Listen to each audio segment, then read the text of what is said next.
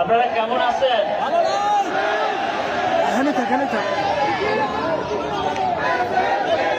আমরা এমন একটি অদ্ভুত দেশে বাস করি, যে অদ্ভুত দেশে যখন 2015 সালে চালের দাম ছিল 30 টাকা, এখন 2025 সালে এসে চালের দাম 60 টাকার উপরে, অর্থাৎ 60 টাকার মোটা চালটাও 60 টাকায় পাওয়া যাচ্ছে না।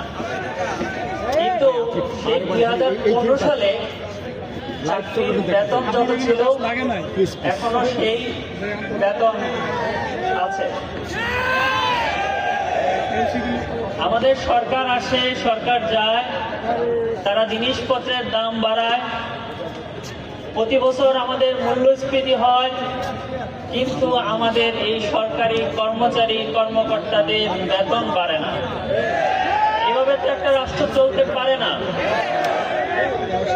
কারণ এই মানুষগুলোর তো পরিবার আছে, এই মানুষগুলোর পরিবারের মুখে আহার তুলে দিতে হয়, তাদের সংসার চালাতে হয়। আপনি বেতন বাড়াবেন না, আবার আপনি বলবেন যে দুর্নীতি করা যাবে না, এটা করা যাবে না, সেটা করা যাবে না, এটা তো হবে না। আপনি আপনার এই দেশের যারা কর্মচারী কর্মকর্তা তাদেরকে যথাযথ বেতন দিতে হবে। যথাযথ বেতনের মধ্য দিয়ে সে যখন একটি সাউন্ড লাইফস্টাইল লিড করতে পারবে, তখন আসলে তার অন্যদিকে আর নজর দিতে হবে না। কিন্তু আমরা দেখলাম যে জিনিসপত্রের দাম এত ঊর্ধ্বগতি, জিনিসপত্রের দাম একের পর এক বাড়ছে, কিন্তু আমাদের এই কর্মকর্তা কর্মচারীদের বেতন বাড়ে না।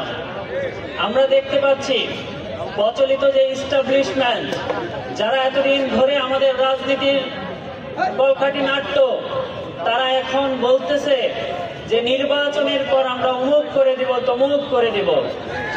আমরা বলতে চাই, নির্বাচনের মূলা আর এই দেশের জনগণ খাবে না। নির্বাচনের মূলা দেখিয়ে আর আমাদেরকে দমায় রাখা যাবে না। নির্বাচনের আগেই আমাদের দাবি মেনে নিতে হবে।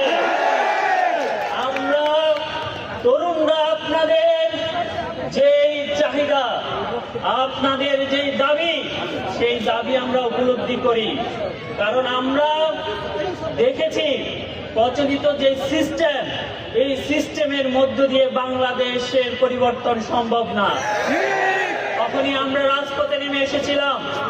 আমরা ভেবেছিলাম এই রক্তই শেষ রক্ত, যেই রক্ত দিয়ে বাংলাদেশের সংস্কার হবে, বাংলাদেশের প্রতিটি মানুষের চাহিদার পূরণ হবে, বাংলাদেশ দুর্নীতিমুক্ত একটি বাংলাদেশ হবে, বাংলাদেশে কোনো হানাহানি হবে না, বাংলাদেশে আর কোনো রক্ত ঝরবে না।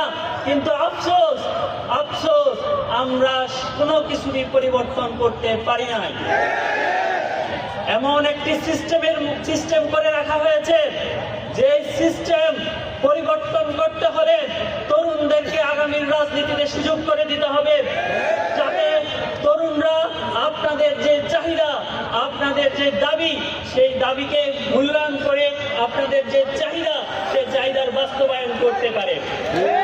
এই জন্য আগামী দিনে আপনাদের আমাদের প্রত্যাশা থাকবে, সরকার আপনাদের দাবি দ্রুত মেনে নেবে। যে পে কমিশন হয়েছে, এই পে কমিশন একের পর এক ডিলে করতেছে।